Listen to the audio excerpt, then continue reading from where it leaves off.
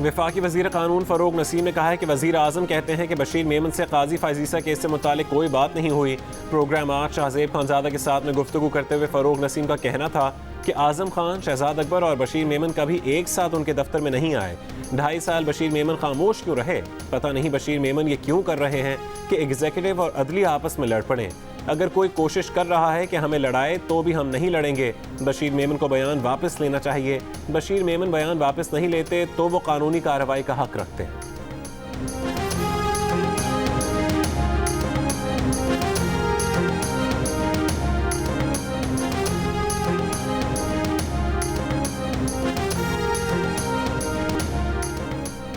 वज़ीर आज़म के मुशीर बराए एहतसाब दाखिला शहजाद अकबर ने साबिक DGFIA बशीर मेमन को 50 करोड़ रुपए हर्जाने का कानूनी नोटिस भिजवा दिया। 14 दिन में इल्ज़ामात वापस लेकर गैर मशरूत मुआफ़ी मांगने का मुतालबा। कहते हैं बशीर मेमन को काजी फायजीसा के मामले पर वज़ीर आज़म या उनसे मुलाकात के लिए कभी नहीं बुलवाया गया, ना ही इस मौजू पर बशीर मेमन से वज़ीर क़ानून या उनकी कोई मुलाकात हुई। प्रोग्राम कैपिटल टॉक में गुफ्तगू करते हुए शहजाद अकबर का कहना था कि मन घड़त कहानी की कानूनी हैसियत नहीं, जुडिशल इंक्वायरी में उसकी क्या हैसियत होगी। इल्ज़ामात लगाने पर बशीर मेमन को कानूनी नोटिस दे दिया है। बशीर मेमन ने इल्ज़ाम वापस ना लिया तो अदालत जाएंगे और उन्हें इल्ज़ाम साबित करना पड़ेगा।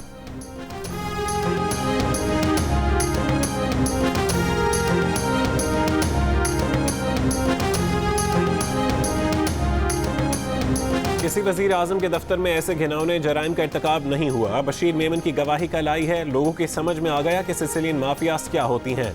वज़ीर आज़म ऑफिस के गलत इस्तेमाल का जवाब तो देना पड़ेगा। मरीम नवाज का बशीर मेमन के इंकशाफात पर अदलिया से नोटिस लेने का मुतालबा। कहा जस्टिस शौकत अजीज़ की गवाही ऑन रिकॉर्ड है। बशीर मेमन ने भी बता दिया पॉलिटिकल इंजीनियरिंग इदारों को मुलव्वस करके मुखालिफिन को चुन चुन कर निशाना बनाया गया। हुकूमत में होते हुए इतनी बड़ी गवाहियाँ आ रही हैं, सोचें जब हुकूमत ख़त्म होगी तो इनका क्या हाल होगा। एक सवाल पर कहा कि पीपल्स पार्टी से ताल्लुकात का मसला नहीं, पीपल्स पार्टी अगर इस्तीफों में शामिल हो जाती तो अब तक ये हुकूमत जा चुकी होती।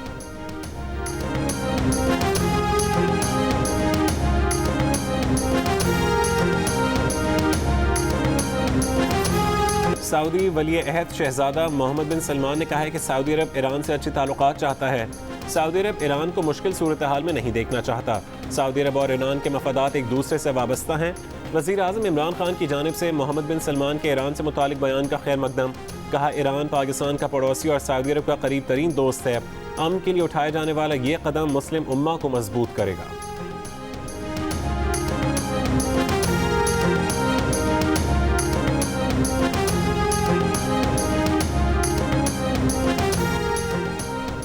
Army chief general Qamar Javed Bajwa ने कहा है कि पाकिस्तान हमेशा अफगान क़यादत में अफगानों को काबिल कबूल अमन की हिमायत करता रहा है।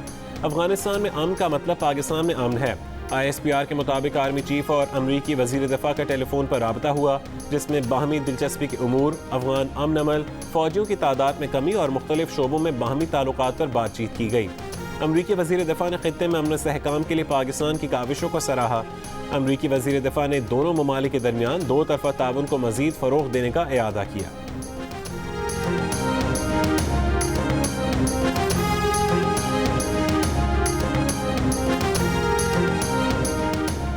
कराची के हल्का यानी 249 में ज़िमनी इंतखाब आज होगा। PTI के अमजद इकबाल आफरीदी, मुस्लिम लीग नून के मिफ्ता इस्माइल, पीपल्स पार्टी के कादिर खान मंदोखेल, PSP के मुस्तफ़ा कमाल और MQM पाकिस्तान के हाफिज़ मोहम्मद मुरसलीन समेत 30 उम्मीदवार मैदान में हैं। हल्के में 3,39,000 रजिस्टर्ड वोटर्स हैं। हल्के में 274 पोलिंग स्टेशन बनाए गए हैं। हल्के में 92 पोलिंग स्टेशन हसास और 184 इंतहाई हसास करार दिए गए। इंतहाई हसास पोलिंग स्टेशन में CCTV कैमरे भी लगाए गए हैं। पुलिस और रेंजर्स की भारी नफरी तैनात। ये नशिस्त PTI के फैसल वावड़ा के मुस्ताफ़ी होने पर खाली हुई है।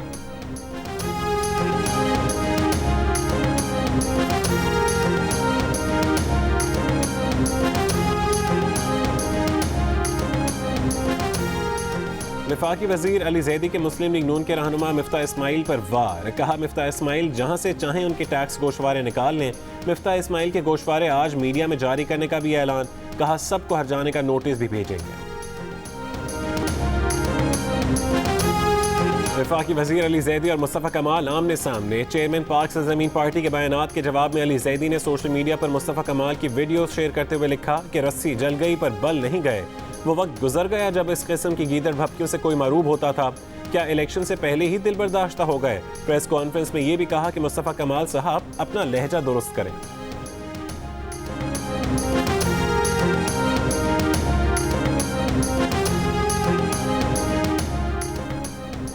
कराची के हल्का एन 249 में करवाए गए 3 में से 2 सर्वेज में अवाम की अक्सरियत का साबिक MNA फैसल वावडा की कारकर्दगी पर अदम इत्मीनान का इजहार।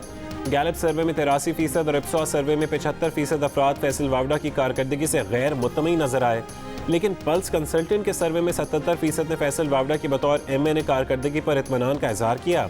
तीनों सर्वेज में हल्के के ज्यादातर अवाम फैसल वावडा से ना वाकिफ भी नजर आए। गैलप सर्वे में 58%, पल्स कंसल्टेंट में 65%, जबकि इप्सॉस में 69% ने गुज़श्ता इंतखाबात में हल्के में फैसल वावडा से मुतालिक ना जानने का कहा।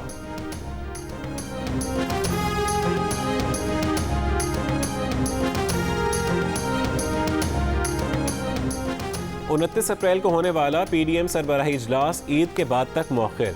आइंदा सरबराही इजलास में पीपल्स पार्टी और ANP की शिरकत भी मुतवक्के। मौलाना फजल रहमान ने पीपल्स पार्टी की वापसी के लिए राह हमवार करना शुरू कर दी। पीपल्स पार्टी यूसुफ रजा गिलानी के मामले पर नजरसानी करने को तैयार।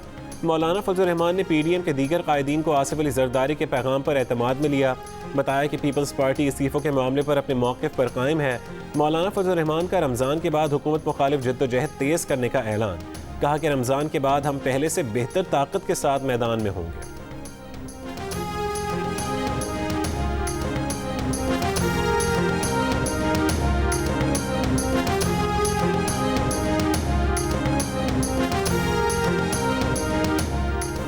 कोरोना की तीसरी लहर खतरनाक हो गई। वायरस मुल्क में पहली बार एक रोज में 201 जिंदगियां ले गया।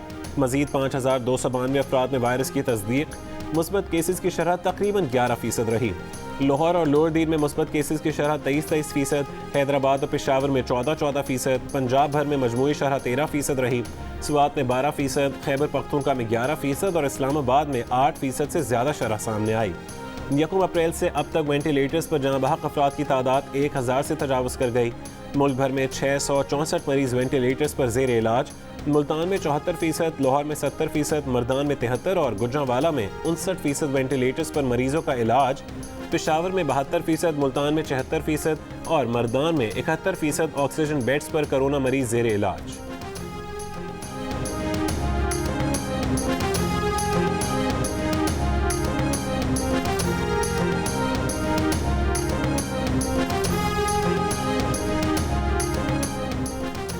पाकिस्तान एटमी तवानाई कमीशन ने आई-लिव के नाम से वेंटिलेटर मुतारिफ करवा दिया। ड्रैप ने वेंटिलेटर की तैयारी और इस्तेमाल की बाकायदा मंजूरी दे दी। वेंटिलेटर मशीन की जिना अस्पताल लाहौर में भी जांच की गई। तिब्बी माहिरीन और इंजीनियर्स ने वेंटिलेटर को कामयाब करार दिया।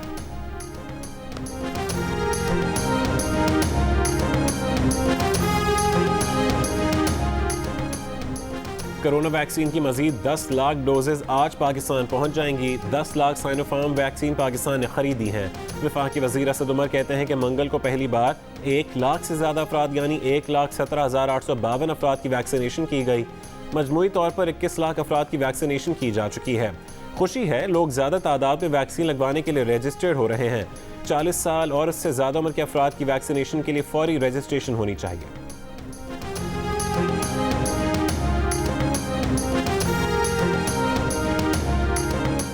मुल्क में 50 साल से 59 साल के अफराद की वॉक इन वैक्सीनेशन। वज़ीर सेहत पंजाब डॉक्टर यास्मीन राशिद के मुताबिक पहले रोज़ 6 घंटों में 1,15,000 से ज़्यादा शहरियों को वैक्सीन लगा दी गई। कराची में 3 महीने में 1% से भी कम अफराद को कोरोना से बचाव की वैक्सीन लगाई जा सकी। कराची में सिर्फ 51,000 बुजुर्ग अफराद और सिंध के दीगर शहरों में सिर्फ 13,000 अफराद को वैक्सीन की दोनों खुराकें लगाई गईं। खैबर पख्तूनख्वा में रोज़ाना की बुनियाद पर 18,000 अफराद को वैक्सीन लगाई जा रही है। पंजाब में 10 लाख अफराद को वैक्सीन लगाई जा चुकी। बलोचिस्तान में 33,000 से ज़्यादा अफराद को वैक्सीन दी जा चुकी।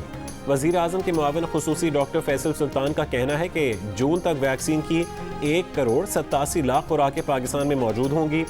वैक्सीन लगवाने वालों का पैगाम है, मुल्क में मामूल की ज़िंदगी की वापसी चाहते हैं तो वैक्सीन को हाँ, कोरोना को ना।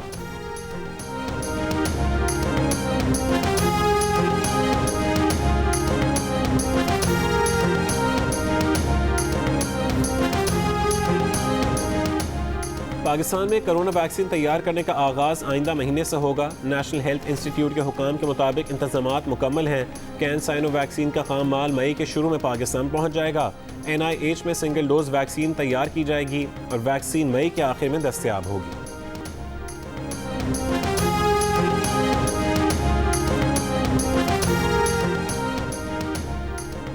इस्लामी नजरियाती काउंसिल के चेयरमैन डॉक्टर क़िबला अयाज ने कहा है कि रोज़े में कोरोना वैक्सीन लगवाई जा सकती है। कोरोना SOPs पर अमल दरामद मसाजिद और मदारिस समेत हर जगह किया जाए। कोरोना इंतहाई मोहलिक वबा है। शरीयत के तनाज़ुर में समाजी फासले को बरकरार रखा जाए। निसाब के हवाले से शुएब सर रिपोर्ट को मुस्तरद करते हैं। रिपोर्ट में कुछ चीज़ें आइन के मनाफी हैं। वज़ारत तालीम को इस कमीशन रिपोर्ट पर मज़ीद गौर के लिए ख़त लिखेंगे।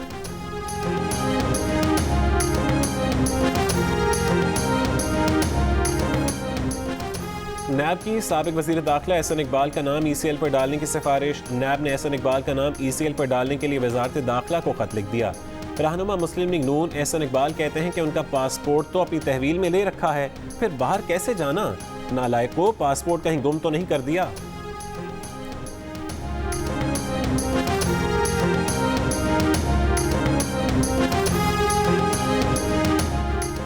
सरदार यार मोहम्मद रिंद की क़यादत में PTI अरकान असम्बली की वज़ीर आज़म से मुलाकात। वज़ीर आज़म ने पार्टी अरकान के तहफ़्फ़ुज़ात का नोटिस ले लिया।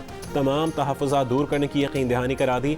बलूचिस्तान अवामी पार्टी और PTI के दरमियान असद उमर राबता कार के फ़राइज़ अंजाम देंगे।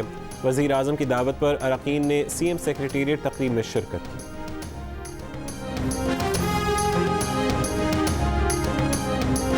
भारत में मौत सस्ती, जिंदगी महंगी। दारुल हुकूमत दिल्ली में सांसों के व्यापारियों ने ऑक्सीजन सिलेंडर्स ब्लैक में बेचना शुरू कर दिए। सोशल मीडिया पर डॉक्टर्स की ऑक्सीजन की फरहमी की दुहाइयाँ। 24 घंटों में मजीद 3,60,000 अफराद में कोरोना वायरस की तस्दीक। 3,000 से ज़्यादा जान से गए। मजमूई अमवात 2 लाख से ऊपर हो गई। बैरून मुल्क से भारत इमदाद पहुँचाने का सिलसिला जारी। भारतीय वजारत ख़ारजा के मुताबिक रवां हफ्ते फ्रांस से 8 oxygen generating plant, Ireland, Germany और ऑस्ट्रेलिया से ऑक्सीजन प्लांट और वेंटिलेटर्स भेजे जाएंगे। रूस ने भी तिब्बी इमदाद भेजने की यकीन दहानी करा दी। रियासत महाराष्ट्र के 105 साल बुजुर्ग शहरी और उनकी 95 साल अहलिया ने कोरोना को शिकस्त दे दी।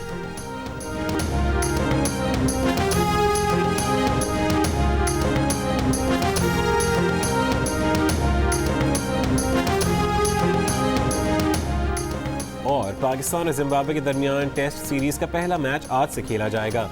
जनूबी अफ्रीका से होम टेस्ट सीरीज जीतने वाली टीम में एक तब्दीली का इम्कान। यासिर शाह फिटनेस मसाइल के बायस स्क्वाड में नहीं, जाहिद महमूद को मौका मिलेगा।